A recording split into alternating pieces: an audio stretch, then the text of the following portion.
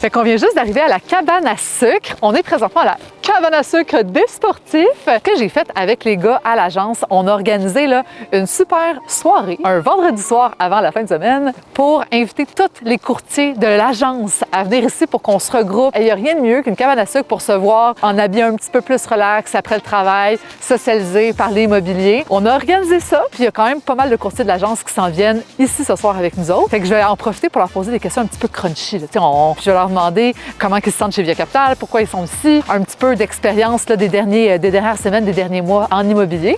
Fait qu'on va essayer d'avoir de l'information de leur part. Ce qui est spécial ici à cette cabane à sucre-là en particulier, c'est vraiment très familial. Hein? Tu peux pas passer à côté. Écoute, quand tu arrives, tu vois cette espèce de gros vaisseau spatial de glissade-là. J'en essaie-tu, hein? Fait que là, je suis game d'aller faire la glissade verte. Puis je suis genre en manteau de travail de printemps. Fait que on va voir ce que ça donne. Regardez de quoi ça a l'air. Puis moi, j'embarque dans une glissade qui part d'ici. Oh my God! Bon, je vais là-dedans! Attendez, je m'installe. Imagine si ça tombe! Je suis prête? OK, je suis genre stressée, hein? C'est pas drôle. 1, 2, 3. Go!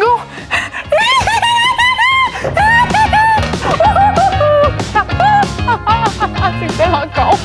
On m'entend toute seule, je suis sûre.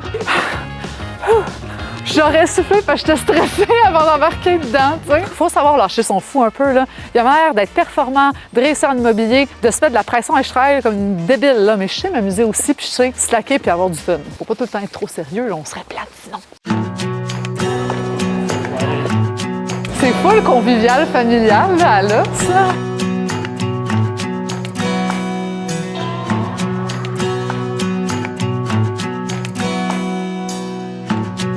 Ils n'ont pas de verre de vin, fait que je me suis fait une tasse de vin.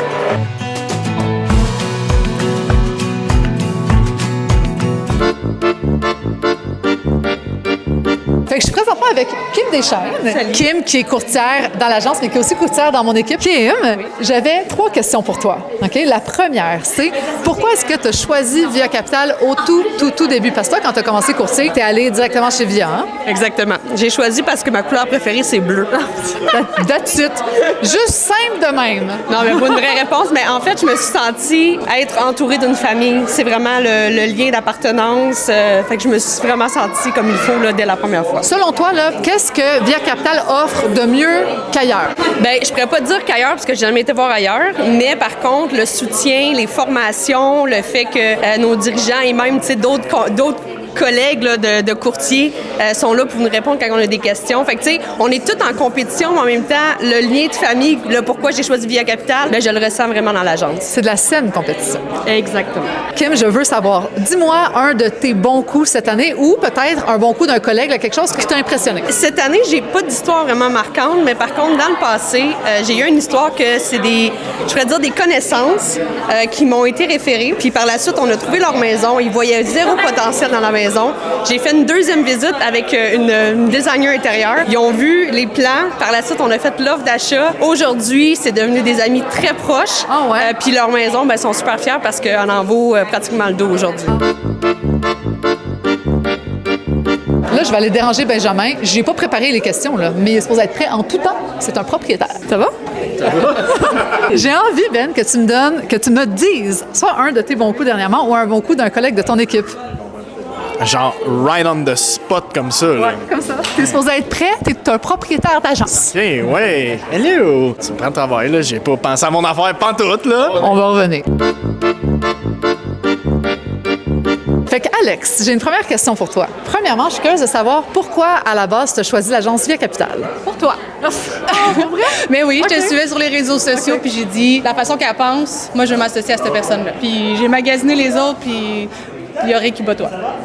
Je sais pas quoi dire, je suis émue. Question numéro 2. Maintenant que tu es chez Via Capital, qu'est-ce que, à ton avis, la bannière offre de plus que les autres agences? L'attrait humain, plus que transactionnel, puis c'est ce qui vient me rejoindre le plus. De ce que je peux voir, mettons, sur les réseaux sociaux, comment que les autres se comportent, puis tout ça, je trouve que Via Capital, c'est très humain. Et finalement, j'aimerais ça que tu nous racontes un de tes bons coups de cette année ou peut-être un bon coup d'un collègue chez Via Capital. Bien, je vais y aller avec collègue parce que j'ai pas assez de transactions à mon compte pour pouvoir avoir des bons coups.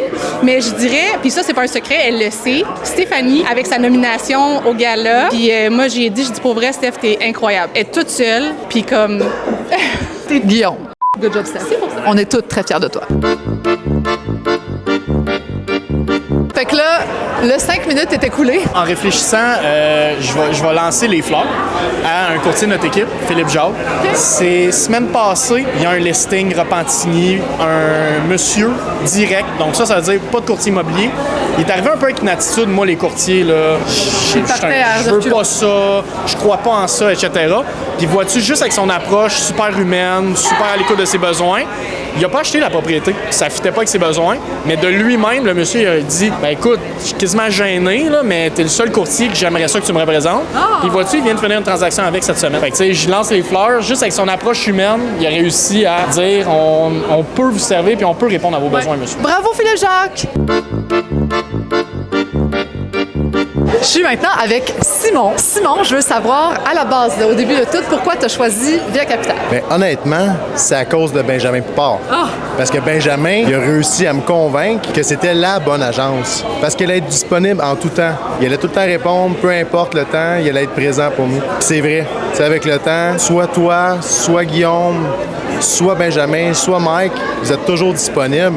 C'est une force. C'est vraiment une belle force. Puis quand tu es en transaction, puis tu as un point crucial, c'est important d'avoir accès aux dirigeants d'agence puis d'avoir la bonne information. Puis vous êtes toujours présents pour nous. À ton avis, maintenant que tu es chez Via Capitale, qu'est-ce que Via Capitale a à offrir de plus que les autres agences? Bien, Via Capitale, dans le fond, c'est une famille. C'est un sentiment d'appartenance. C'est plus qu'une agence, dans le fond. C'est de travailler en équipe. On est tous un petit peu en compétition l'un contre l'autre, mais en même temps, on s'entraide. Saine compétition. On s'entraide, puis on se motive à aller plus loin, à donner le maximum pour nos clients. C'est ça qui est beau. C'est qu'on est tous là, ensemble, on fait des événements. On est tous regroupés dans des événements comme ça. On arrive à tisser des liens, puis à être plus efficace pour nos clients.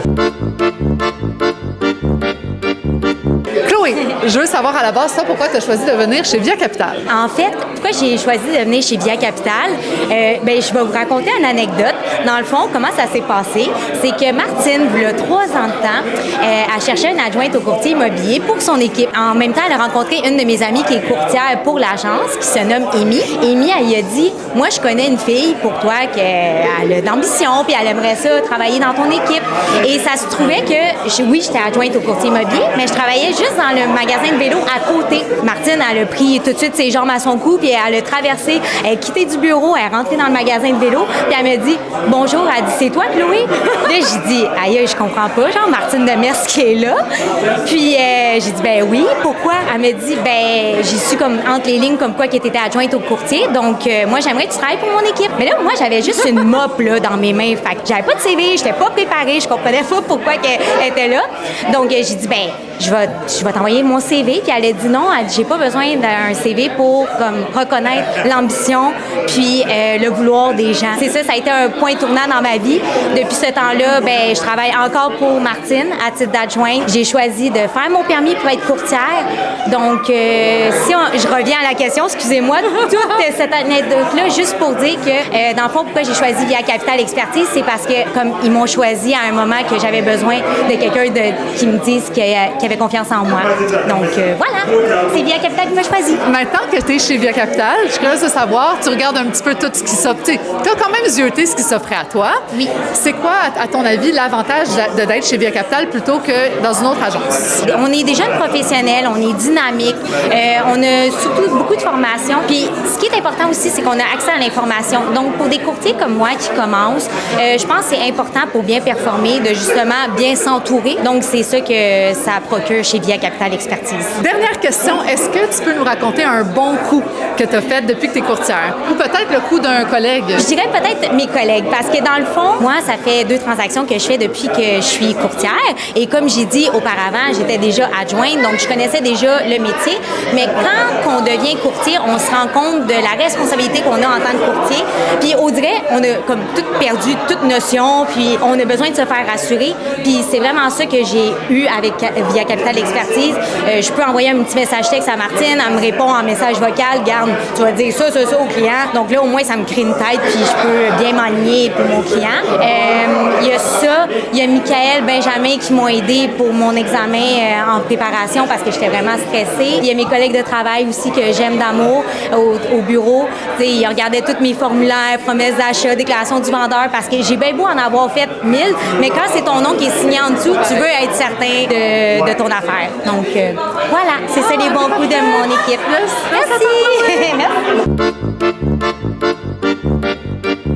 Je suis avec Geneviève. Je suis curieuse de savoir, à la base, toi, Geneviève, pourquoi tu as choisi Via Capitale? Parce que l'équipe avec qui je voulais travailler était là. Bon, réponse facile. C'est mon équipe en passant. Question numéro 2. Maintenant que tu es chez Via Capitale, qu'est-ce que tu trouves que la bannière a à offrir de plus que les autres? Mettons, en allant au congrès, au gala ou autre, ben je me rends compte que c'est assez familial. Ouais. Ça, j'aime ça versus d'autres bannières que j'étais, que c'était un peu... on sentait de la compétition. Ouais. Puis là, j'ai posé la question à Erika. Erika, est-ce que tu peux me dire quelque chose, un bon coup? Ben, Erika et Jaden, est-ce que tu peux me dire un bon coup que ta mère elle a fait cette année? Elle nous a fait une surprise, puis on est allé à Disney. Ah! Puis toi, t'aurais quoi à rajouter? Elle a travaillé beaucoup. Ah, elle travaille très fort, ta mère. Ah ouais. Stéphanie, oui, j'ai 3 questions pour toi.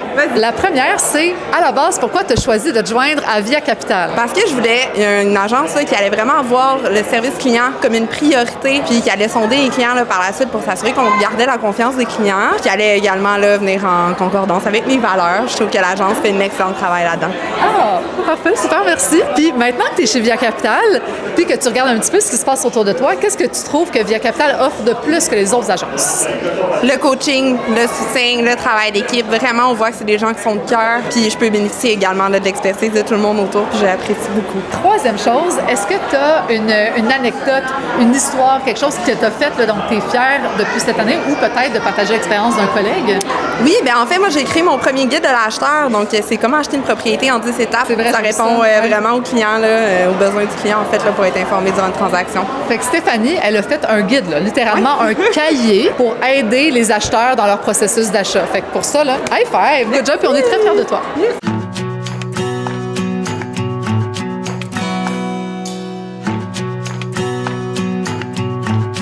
J'arrête de déranger mon monde. On va profiter de notre soirée puis manger bien du sucre, bien du sirop d'érable. Puis demain, je m'en vais à la propriété d'un client pour faire, premièrement, une vidéo parce que sa maison est extraordinaire sur le bord de l'eau. Je vais pouvoir bien la présenter sur les réseaux sociaux et je vais en profiter pour tourner ma partie 2 de ce vlog-là qui va vous donner les 5 qualités qu'on doit avoir pour être un courtier immobilier.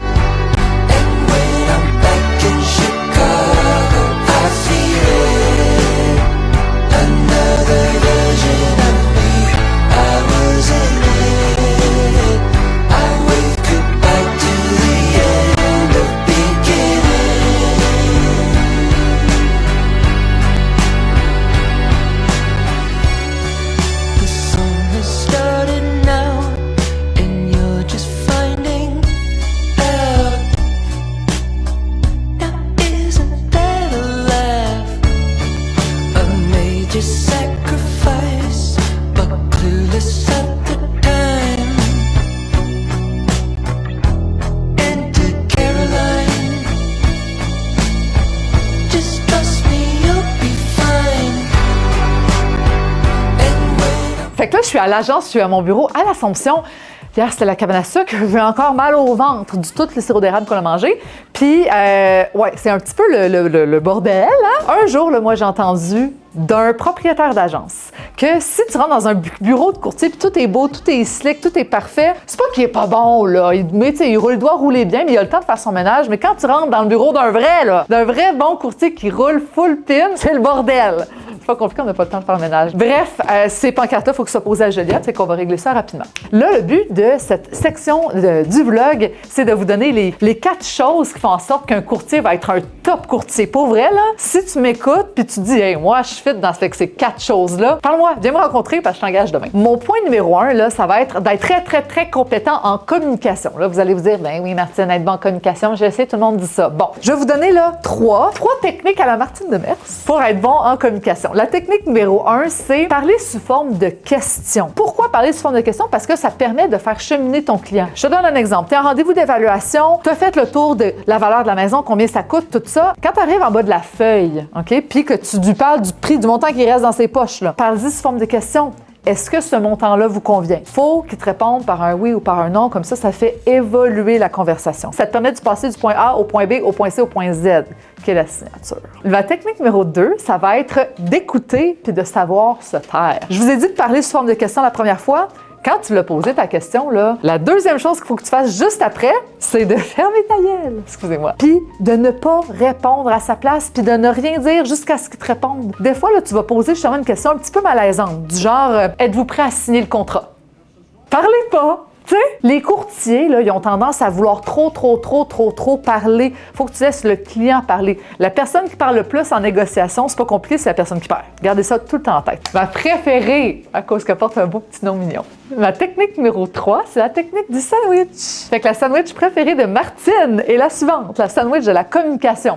Quand il faut que tu fasses passer un message négatif, par exemple, okay, quand il faut que tu plugues là, quelque chose de négatif, son prix est trop élevé, tu vas commencer par donner une qualité, tu vas pluguer que ton prix est trop élevé, puis tu vas donner une autre qualité par la suite. Comme ça va venir amortir le choc. Je te donne un exemple. Tu vas commencer en disant « Hey, votre maison est vraiment belle, elle est vraiment bien entretenue, la façade est wow quand on arrive, elle est imposante, la maison là, est magnifique. Par contre, je trouve qu'elle est trop chère. On est vraiment au-dessus du marché si on l'affiche au prix que vous voulez la mettre. Mais par contre, votre maison, si elle est affichée au bon prix, là, elle est tellement exceptionnelle, elle est vraiment belle, il y a un marché pour ça, fait que je suis sûre que ça va bien se vendre. Point négatif a tellement bien passé. Après ça, mon point numéro 2, c'est de bien connaître son marché immobilier. Hey, c'est bien beau de savoir bien communiquer, mais si on te pose des questions et tu sais pas quoi répondre, ben ça sert à rien. T'es courtier, tu sais pas ce qu'il y a à vendre dans ton secteur, il y a un méchant gros problème. Si tu parles à un client et que tu as besoin d'aller sur ton ordinateur pour voir s'il y a quelque chose qui correspond à ce qu'il recherche, il y a un problème. Faut aussi que tu comprennes les valeurs dans ton secteur.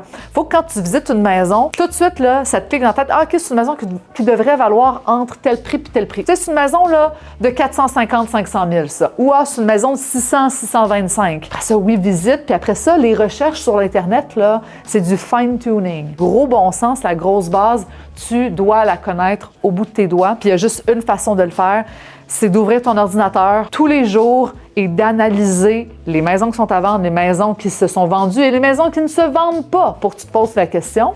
Pourquoi c'est pas vendu celle-là? Bon, alors mon point numéro 3 est le suivant. Il faut que tu sois entouré d'un bon réseau de professionnels compétents. Si tu sais communiquer, tu connais ton marché, deuxièmement. Après ça, si tu es laissé à toi-même parce que tu n'as pas de réseau, parce que tu connais personne, parce que tu n'as pas pris le temps de faire des bons contacts, ça peut être problématique. Tu ne peux pas tout faire tout seul. En tant que courtier, il faut que tu sois connecté à des avocats, à des notaires, à des comptables, des fiscalistes, à des inspecteurs, des gars de toiture, des gars de plomberie, électriciens, name it. OK? Tu as tellement besoin de parler à de monde. Ah, attends, les réseaux sociaux, il faut que tu aies un photographe, quelqu'un qui te filme, quelqu'un qui fait ta publicité sponsorisée en ligne. Il te faut tellement de monde.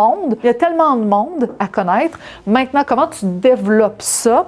C'est en donnant toujours plus que ce que tu t'attends à recevoir en retour. Faut pas que vous rentrez en contact avec les gens puis vous demandez tout le temps des services. Hey, peux-tu me faire ça? Peux-tu me faire ça? Peux-tu me faire ça? Puis toi, que tu fasses rien pour lui en échange. Ça marche pas comme ça, la collaboration. Faut que ça soit give, win-win. Puis pour vrai, là, arrêtez de demander des rabais puis d'essayer de tout le temps négocier à gauche, à droite. Hey, peux-tu me faire ci? Peux-tu me faire ça? Hey, moins cher. Hey, lui, je t'en ai référé 2 cette semaine. Peux-tu me faire quelque chose? Pour vrai, là, ces gens-là, en bout de ligne, vont vous fuir. Puis ils vont pas vous voir comme leur préféré. Fait qu'en bout de ligne, là, tu vas pas avoir le service que tu voudrais avoir. That's it, that's all. Tu sais, je donne juste un exemple niaiseux, puis j'y pense parce que les pancartes sont en arrière de nous, là. Hey, tu sais, quand j'ai besoin d'une pancarte, là, il me la faut roche. Hey, je suis vite sur le ton à la personne qui produit les pancartes. Il m'en faut 5, il m'en faut 10, mais est-ce qu'on peut les avoir vraiment rapides, s'il te plaît? Puis souvent, je les ai le lendemain. Pourquoi? On a développé un lien d'affaires ensemble. Je le négocie pas, je l'achale pas. J'ai toujours commandé avec lui, puis je suis fidèle. Fait qu'après ça, quand j'ai besoin d'une commande un petit peu plus roche, là, sais-tu quoi? Ça fait vraiment plaisir de me rendre ce service-là. Mon 4e et mon dernier point le plus important, c'est d'avoir une super bonne confiance en soi. Regarde, je te pose tout de suite la question, si tu n'as pas confiance en toi, comment est-ce que tes clients vont avoir confiance en toi? Réfléchis à ça. J'ai bien beau dire, la confiance en soi, c'est le plus important. Ça vaut rien encore, la confiance en soi, si tu n'as pas tout ce qu'il y avait en haut avant. Et pas plus tard que cette semaine, okay, j'ai rencontré une courtière de l'agence qui voulait que je l'aide dans son plan de match de mise en marché quand elle rencontre des clients. Puis je lui ai posé une question. Okay? La première question que j'ai posée quand elle s'est assise devant moi, j'ai dit, si tu vas voir un client en rendez-vous, puis que le client te pose la question, pourquoi je t'engagerais toi? J'ai dit, qu'est-ce que tu y réponds? Elle avait la gueule à terre. Elle savait pas quoi me répondre. J'ai dit, c'est épouvantable que tu ne saches pas quoi répondre. Imagine si toi, tu sais pas pourquoi tu t'engagerais. Comment est-ce que tu vas réussir à convaincre le client de t'engager? Moi, je suis pas parfaite. Personne n'est parfait, mais au moins, moi, je sais c'est quoi que j'ai à apporter de plus à mes clients. Alors, si vous avez aimé mon vlog, bien entendu, s'il vous plaît, likez, commentez si vous avez des questions et abonnez-vous à ma chaîne.